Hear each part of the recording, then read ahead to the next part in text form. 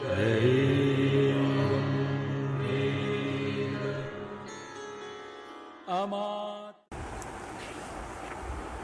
देवी प्रपन्नार्ति हरे प्रसीद प्रसीद मातर जगत अखिलस्य प्रसीद विश्वस्वरी पाहि विश्वं तमेश्वरी देवी चराचरस्य। সৎকথায় প্রতিদিনের প্রার্থনার ধারাবাহিক অনুধ্যানের ৩৯৬তম পর্বের অনুধ্যানে আপনাদের সকলকে স্বাগত জানাই।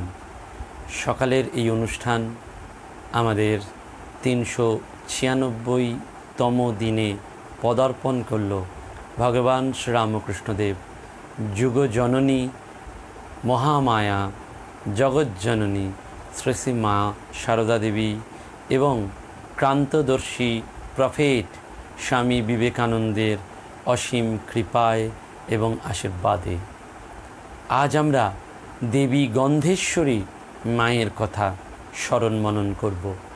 একটু লক্ষ্য করে দেখবেন, সেই প্রথম পর্ব যেদিন মাস্টারমশাইয়ের কথা দিয়ে আমরা শুরু করেছিলাম, সেই চলার পথে আমাদের বিভিন্ন বিষয়ের প্রসঙ্গে এই সৎকথায় প্রতিদিনের প্রার্থনা ধারাবাহিক অনুধ্যানের ঈশ্বরীয় স্মরণ মনন পর্বগুলি হয়ে উঠছে নানান ধরনের বৈশিষ্ট্যপূর্ণ আবহে বেড়ে ওঠা একটি ক্ষুদ্র অনুষ্ঠান।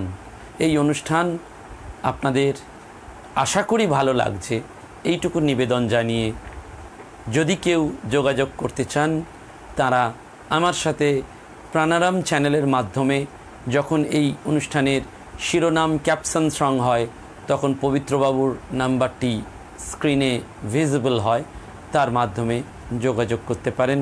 আমরা সরাসরি ফিরে আসি মা গন্ধেশ্বরী দেবীর কথায়।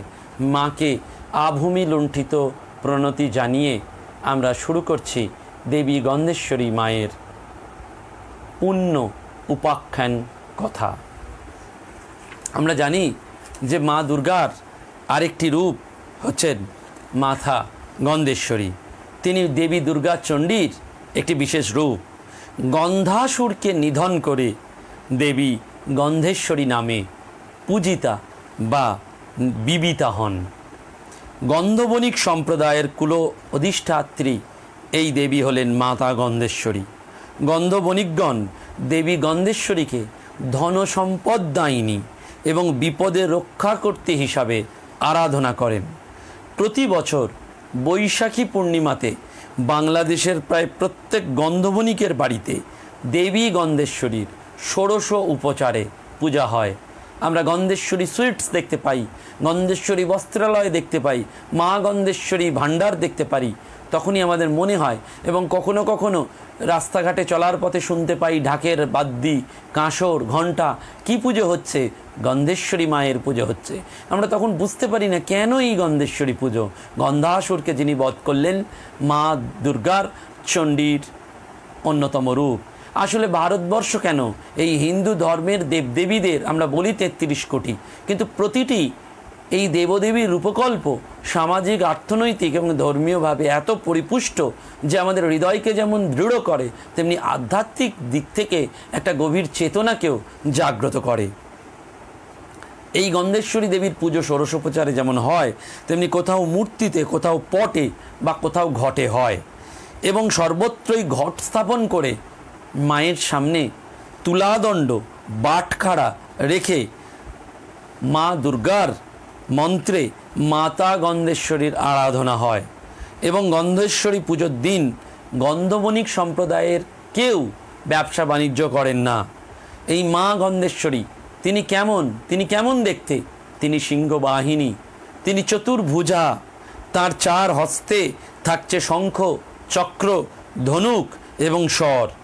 দেবীর ধ্যান মন্ত্রে বলা হচ্ছে ওং সিংহস্থা শশী শেখরা মরগত প্রেক্ষা চতুর্ভুজই শঙ্খং চক্রং ধনুশ্চরাংশ্চ দধতি নেত্রস্তেভি শোভিতা আমুক্তং গদোহার কঙ্কন রণত কাঞ্চি কঙ্কননুপুরা দুর্গা দুর্গতি হারিণী ভবতুন রত্ন লসতা কুণ্ডলা।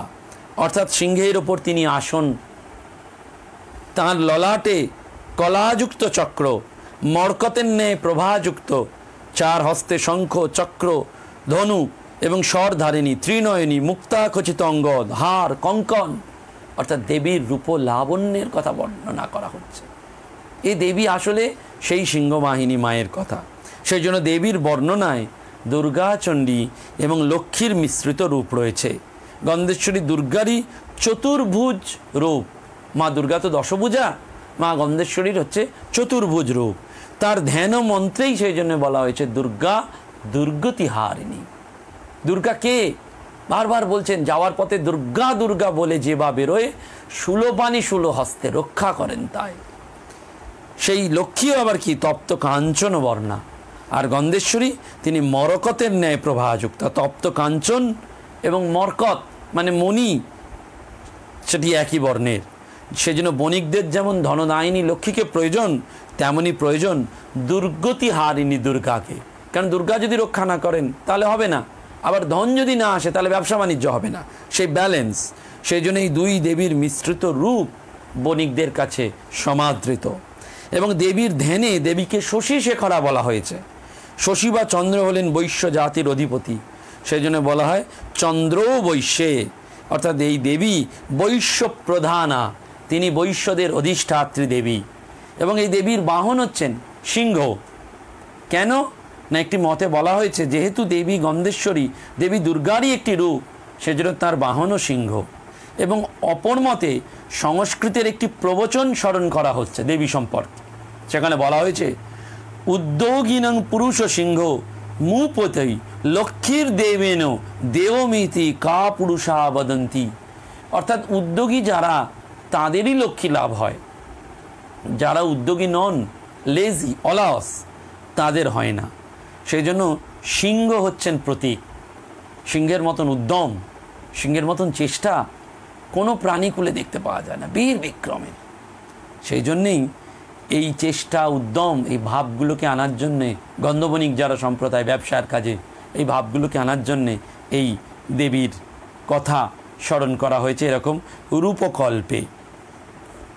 ভারতবর্ষে যখন বৌদ্ধ ধর্মের প্রভাব অস্তমিত হয়ে যাচ্ছিল, শৈব ধর্মের প্রাবল্যে যখন বাংলাদেশের গন্ধবণিক সম্প্রদায়েরা পরম শৈব হয়ে ওঠেন, তখন এই শিবানী, শিবের যিনি স্ত্রী শিবানী অর্থাৎ মা দুর্গা, তিনি এই সম্প্রদায়ের কুল অধিষ্ঠাত্রী দেবী হিসাবে আসীনা হলেন। গন্ধবণিক সম্প্রদায় প্রাচীনকাল থেকে মশলা এবং চন্দনের মতন গন্ধদ্রব্যের ব্যবহার করে আসছেন।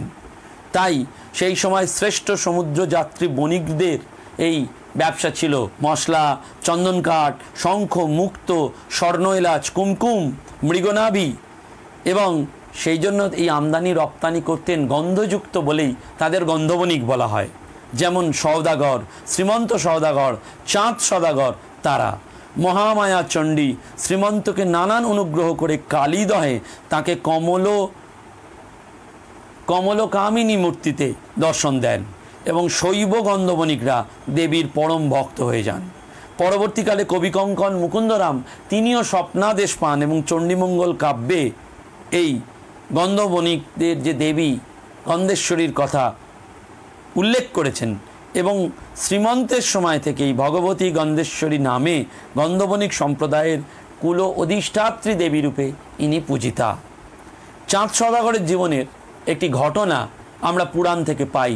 যেহেতু আমরা মায়ের এই উপাখ্যান স্মরণ মনন করতে আজকের এই পবিত্র সকালবেলায় বসেছি, কারণ আমাদের এই দুর্গম মুহূর্তে, এই যে আমাদের করোনা মহামারীর তৃতীয় ঢেউ এসে যাবে আগস্টের মাঝামাঝি, সেপ্টেম্বরে, এইসব নানান যখন বিবৃতি আমাদের কাছে আসছে, তখন মানুষ আজকে ত্রাহি ত্রাহি রব করছে। আমরা ঘরে বসে এসির তলায় আধ্যাত্মিক জীবনে যখন বৃত থাকছি, আজকের এই সকালে এই মুহূর্তে ভেবে দেখুন, সেই প্রত্যন্ত গ্রাম বাংলার ছোট্ট ছেলেটা সকালবেলায় দুধ পাচ্ছে না, তার মা অন্যের বাড়িতে কাজ করে কোনো ক্রমে হয়তো দুধটা ভিক্ষা করে নিয়ে আসছে। কারুর বাড়িতে আজকে হয়তো সকালের খাবারটা জোগাড় হয়নি, দিনে কি খাবে, পড়াশোনার কথা ভাবতেই পারে না তারা। তাদের জন্য এই শহরতলির মানুষ আমরা কি ভাবতে পারি না। যখন এই করোনা মহামারীর তৃতীয় ঢেউ আসবে, আমরা আতঙ্কে দিন গুনি, তাদের কথা ভাবলে আমাদের চোখ ফেটে জল আসে। সেই জন্য মায়ের কাছে তখন শরণাগত হয়ে যাই যে মা তুমি রক্ষা করো, তুমি এই মহামারী রূপ সংবরণ করে পৃথিবীকে শস্য সুন্দর শ্যামলায় সুসজ্জিত করো। ধরণী আবার তার পূর্বের রূপ ফিরে পাক, আবার আকাশে বাতাসে মধু বাতারিতায়তে মধুক্ষরন্তি সিন্ধব, সেইটি আবার প্রবাহিত হোক। সেই চাঁদ সওদাগরের জীবন। শান্তিপুরের পূর্ব দিকে 8 মাইল দূরত্বে বীরনগর বাউলা নামে একটি গ্রাম আছে। একবার চাঁদ সওদাগর যখন এই গ্রামের দক্ষিণ দিকে ভগীরথী নদী দিয়ে যাচ্ছেন বাণিজ্য করতে, সেই সময় তিনি এক রাত্রি বাস করেন ওই গ্রামে। পরের দিনটা ছিল বৈশাখী পূর্ণিমা। তিনি বটবৃক্ষের তলায় মহা সমারোহে গন্ধেশ্বরী দেবীর পূজা করেন। ওই সময় হাঁড়ি জাতির কিছু লোক ওখানে বাস করতেন। পুজো শেষ হওয়ার পর চাঁদ সওদাগর ওই হাঁড়ি জাতির লোকেদের কিছু অর্থ দিয়ে বলেন, তোমরা বৈশাখী পূর্ণিমার দিন এই স্থানে মায়ের পূজা করবে।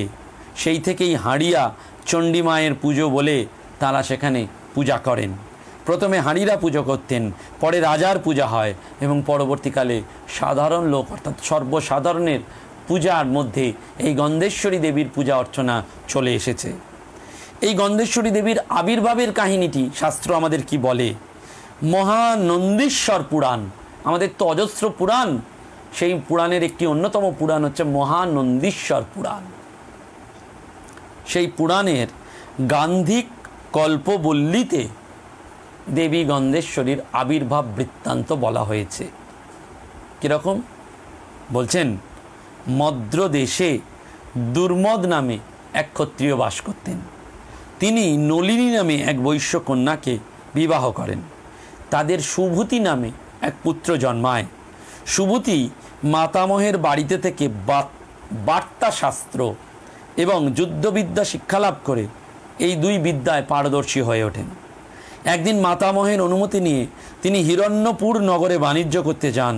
কয়েকশো বণিক তাদের নিজের নিজের পণ্য দিয়ে সুভূতিকে অনুসরণ করেন। তাদের সঙ্গে বেশ কিছু যুদ্ধ বিশারদ বণিকও গিয়েছিলেন। ঘটনাচক্রে হিরণ্যপুরের রাজকন্যা সুরূপাকে দেখে ইনি আপ্লুত হন, মুগ্ধ হন এবং তাকে বিবাহ করার মনস্থ করেন। সুভূতি সুরূপাকে হরণ করেন আলটিমেটলি, কারণ তার পিতা রাজি হননি। যখন সেই চেষ্টাও তার সফল হয়নি, তখন সুরূপার ভাই রুক্মকেতু বীরের মতন বাধা দেন। ঘোর যুদ্ধ হয়, সমস্ত ধন সম্পত্তি লুটপাট হয়। সেই সময় তিনি হিমালয়ে মহাদেবের তপস্যায় নিমগ্ন হন। মহাদেব তপস্যায় প্রসন্ন হন। তিনি আশুতোষ, অল্প তপস্যাতেই তিনি তুষ্ট হন। সুভূতি মহাদেবের কাছ থেকে এক ত্রিভুবনজয়ী মহাবলশালী পুত্র প্রার্থনা করেন। মহাদেব সেই বর দেন। দেবাদিদেব যখন সুভূতিকেই বরদান করছেন, ঠিক তখনই তপতী নামে এক মায়াবিনী রাক্ষসী এই বরের কথা শোনেন। তিনি আগে অসুর কন্যা ছিলেন, সাপ প্রভাবে তিনি রাক্ষসী হয়েছিলেন। তাই নিজের মুক্তির উপায়ে তিনি জেনেছিলেন যে কোনো মানুষকে বিবাহ করে যদি মহাবলশালী পুত্র প্রসব করেন তাহলে তিনি রাক্ষসী দেহ থেকে মুক্তি পাবেন। তপতী তখন পরমা সুন্দরী রূপ ধরে সুভূতির কাছে আসেন এবং তাকে বশীভূত করেন। তারপরে তাকে যখন সুভূতি নিজের বাড়িতে নিয়ে যান মায়াপুরে, যথাসময়ে পুত্র সন্তান জন্মগ্রহণ করে এবং তার নাম রাখেন গন্ধাসুর। বয়ঃপ্রাপ্ত হওয়ার পর এই গন্ধাসুর মহাদেবের প্রবল বলশালী হয়ে প্রচণ্ড প্রতাপে নিজের আধিপত্য বিস্তার করেন এবং সমস্ত কিছু মায়াপুরে তার রাজধানী স্থাপন করে স্বর্গ মত্ত পাতালে কর্তৃত্ব স্থাপন করেন। দৈত্যরাজ কিংবদন্তির মুখে বৈশ্যদের হাত থেকে তারা নিজের পিতামাতার অবমাননার কথা শুনে গন্ধাসুর বৈশ্যকুলকে ধ্বংস করতে আরম্ভ করেন। এবং তারপর আমরা পাই যে এই সময় গন্ধবতী বিচলিত না হয়ে তার হোমকুণ্ডের শিখাকে প্রজ্বলিত করেন। কারণ সেই সময় সুবর্ণ বট নামে এক বৈশ্য ওষুধদের হাতে নিহত হলে তার গর্ভবতী চন্দ্রাবতী ওষুধদের অত্যাচার থেকে রক্ষা করার জন্যে মহর্ষি কাশ্যপের আশ্রমে ছিলেন এবং সেখানে এক লাবণ্যময়ী কন্যাকে তিনি প্রসব করেন। কন্যার জন্মের পর চন্দ্রবতীর যখন মৃত্যু হয় তখন সদ্যজাতা সেই কন্যার অঙ্গ সৌরভে সমস্ত বন আমোদিত হয় এবং গন্ধাসুর তাকে প্রাপ্ত হতে চান এবং গন্ধাবতী এমন তপস্যা করেছিলেন যে তার ধ্যান ভঙ্গ কিছুতেই হয়নি। প্রবল বলশালী গন্ধাসুরের কেশ আকর্ষণেও 15 বছরের বালিকা তপস্বিনী গন্ধবতীকে যোগাসন থেকে সরানো যায়নি। গন্ধবতী বিচলিত না হয়ে হোমকুণ্ডের তার অগ্নি প্রজ্বলিতভাবে জ্বালান এবং তিনি তখন তার কেশরাশি ছেড়ে দিয়ে দূরে সরে যান। কিছুক্ষণ মধ্যেই তিনি চোখে অন্ধকার দেখেন এবং দেখলেন বিদ্যুতের মতন প্রভাময়ী এক দেবী মূর্তি আবির্ভূত। তিনি গন্ধেশ্বরী। তিনি ক্রুদ্ধ স্বরে বললেন, হে দুরাচার অসুর, তুই আমার পরম ভক্তিমতী গন্ধবতীর কেশ আকর্ষণ করে অত্যন্ত গরিত কাজ করেছিস। এর জন্যে তোকে শাস্তি পেতে হবে। পরবর্তীকালে সেই যুদ্ধ বাধে এবং যখন সেই যুদ্ধের ফলে দেবী গন্ধেশ্বরী শিবভক্ত বিম্বটকে বলেন, কারণ গন্ধাসুর নিহত হলে দেবী ভগবতী গন্ধাসুরকে বধ করে সতী গন্ধবতীকে রক্ষা করে গন্ধাসুর নাশিনী গন্ধেশ্বরী নামে জগতে পূজিতা হন। এবং অন্য একটি মতও রয়েছে, সেখানে দেবী গন্ধেশ্বরী এই বিম্বটকে বলেছিলেন, সেই বিম্বট তিনিও অত্যন্ত ভক্তিমতী ছিলেন। তিনি দেবী স্তুতি করে একবার বলেছিলেন যে আপনি ধ্যানেরও অগম্য, তবু আপনি যে আমার দেখা দিলেন তাতেই আমি তুষ্ট। তাতে দেবী বলেছিলেন, তুমি গন্ধদ্রব্য আয়োজন করে আমার পূজা করো, যা প্রার্থনা করছো সবই পূর্ণ হবে। দেবাদিদেব সেই গন্ধ দ্রব্যের পূজাতে সন্তুষ্ট হয়েছিলেন এবং গন্ধেশ্বরীও তাই হয়েছিলেন। পশ্চিমবঙ্গের বাঁকুড়া জেলায় একসময় এই গন্ধবণিক সম্প্রদায়ের আধিপত্য ছিল। এই জেলাতে গন্ধেশ্বরী নামে একটি নদী আছে। বর্ধমান জেলার কাটোয়ার কাছে ঈশানীনগর বা ইছাবর গ্রামে লক্ষ্মীপতি সওদাগরের বসতি ছিল। সেখানে তার বাস্তুভিটা এবং খিড়কি পুকুর আছে। ওই গ্রামে গন্ধেশ্বরী পুষ্করিণী নামে একটি পুকুর রয়েছে। লক্ষ্মীপতি সওদাগরের কুলদেবী গন্ধেশ্বরীর প্রস্তর মূর্তি সারা বছর জলে ডোবানো থাকে। আষাঢ় বা শ্রাবণ মাসে একবার মাত্র জল থেকে তুলে বিশেষভাবে পুজো করা হয়। বিশেষ পুজোর দিনটি কিন্তু সেক্ষেত্রে বৈশাখী পূর্ণিমার দিন নয়, সেটি অন্য দিন, আষাঢ় মাস। সেটি বিভিন্ন ক্ষেত্রে রীতি রুচি অনুযায়ী। এবং দেবী গন্ধেশ্বরী স্তোত্রে তাকে প্রণাম জানিয়ে বলা হয়, গন্ধেশ্বরী নমস্তভ্যং ভক্তাভীষ্ট প্রদায়িনী নমস্তভ্যং জগর মাতোর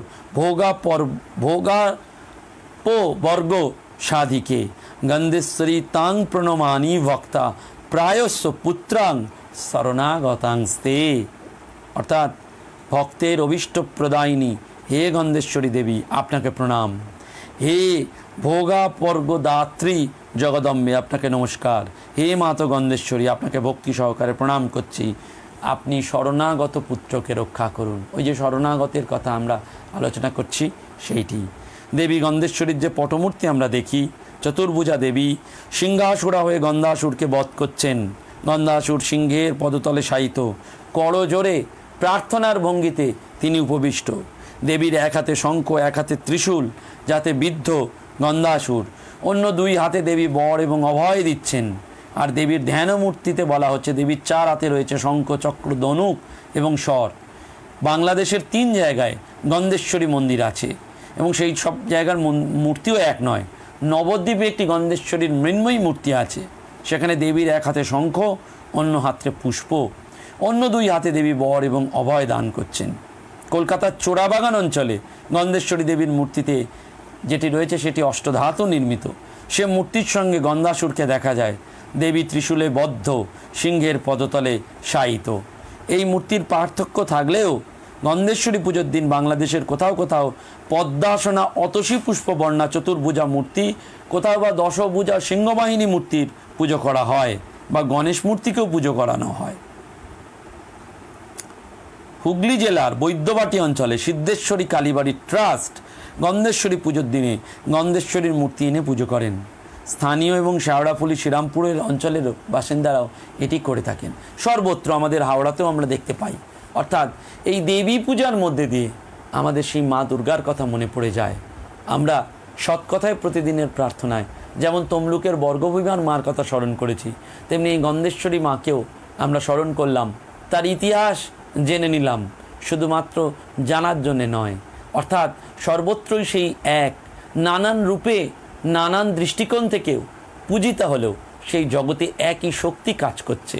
সেই শক্তির কাছে শরণাগত না হলে আমাদের মুক্তি মিলবে না। শক্তির কাছে শরণাগত হতে হয় এবং শক্তির কাছে শরণাগত হওয়াটাই একমাত্র জীবনের চলার পথের উপায়। সেই শরণাগত মা যখন আমরা হতে পারবো, তখন আমাদের এই জীবনের যে গ্লানি, দুঃখ, সেটা চলে যাবে। আমরা এই যে রূপ, রস, লাবণ্য, তার মধ্যে থেকে এই চতুর্ভুজা সিংহবাহিনী দেবীর কাছে আমরা প্রণত হই। আমরা জয়রামবাটির সিংহবাহিনী মায়ের কথা জানি, যিনি আসলে মা শারদা। সেই যুগে এ যুগে তিনি শীতলা, মনসা, সিংহবাহিনী সব রূপে আমাদের কাছে এসছেন।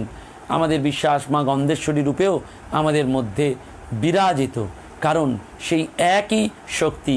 এক বাহং জগত্তত্র দ্বিতীয় কা মামা পড়া, দ্বিতীয় আর কেউ নেই, there is no other alternative. সেই দ্বিতীয়র কথা নয়, সেই একের শক্তি, সেই ইউনিফাইড শক্তির কথা আমরা পুজো করব। নানান সম্প্রদায়ের মধ্যে দিয়ে পৌরাণিক ব্যাখ্যা, ঐতিহাসিক ব্যাখ্যা রয়েছে, কিন্তু অনেক সময় আমরা জানি না। ওই নলেজটা আমাদের জানতে হবে। এই জানার মধ্যে দিয়ে আমরা কি করব? আমাদের তার প্রতি ভক্তি বাড়বে, ভাব বাড়বে। যখন এই ভক্তি, ভাব, ভালোবাসাটা আসবে, তখনই আমরা ঈশ্বরের সান্নিধ্যে যেতে পারবো। পূজা উপাসনা সবই ফাঁকি, শুধু সে সুযোগে তোমারই ডাকি। ওই শুধু তাকে ডাকা, ডাক দেখি মন ডাকার মতন শ্যামা মা কি থাকতে পারে? সত্যি সত্যি যদি আমরা তাকে ডাকতে পারি, তাহলে তিনি আসবেন, তিনি নামবেন। সেই গন্ধেশ্বরী মায়ের উপাখ্যানের মধ্যে দিয়ে আমাদের আজকের পর্ব এখানে সমাপ্ত হলো। আমরা মাকে স্মরণ করে পূর্ণ বিরতি নিচ্ছি আজকের মতন, এবং এই পুণ্য দিনে মাকে স্মরণ করতে করতে বলি, মা আমাদের রক্ষা করো, রক্ষা করো, রক্ষা করো। নমস্কার, ধন্যবাদ।